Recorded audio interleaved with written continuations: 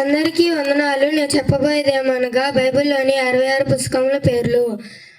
పాత నిబంధన ఆదికాండము, నిర్గమకాండము, లేవియాకాండము, సంఖ్యాకాండము, ద్వితీయోపదేశ కాండము, యెహోషువ, న్యాయాధిపతులు, రూతు, సమూయేలు మొదటి గ్రంథము, సమూయేలు రెండవ గ్రంథము, రాజుల మొదటి గ్రంథము, రాజులు రెండవ గ్రంథము, దినవృత్తాంతుల మొదటి గ్రంథము, దినవృత్తాంతుల రెండవ గ్రంథము, ఎజ్రా, నెహమ్యా, ఎస్తేరు, ఏబు గ్రంథము, కీర్తనలు, సామెతలు, ప్రసంగి, పరమగీతములు, యెషయా గ్రంథము, యెర్మీయా, విలాప వాక్యములు, దానియేలు, హోషేయ, యోవేలు, ఆమోసు, ఓబద్య, యోనా, మీకా, నహూము, హబాకుకు, జఫన్యా, జకర్యా, హగ్గయి, మలాకి.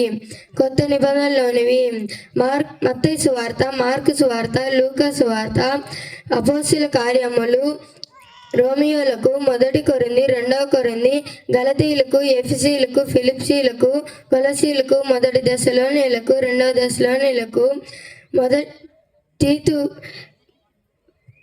మొదటి తిమోతికి, రెండవ తిమోతికి, తీతుకు, హెబ్రీయులకు, ఫిలెమోనుకు, మొదటి పేతురు, రెండవ పేతురు, మొదటి యోహాను, రెండవ యోహాను, మూడవ యోహాను, యూదా ప్రకటన గ్రంథం.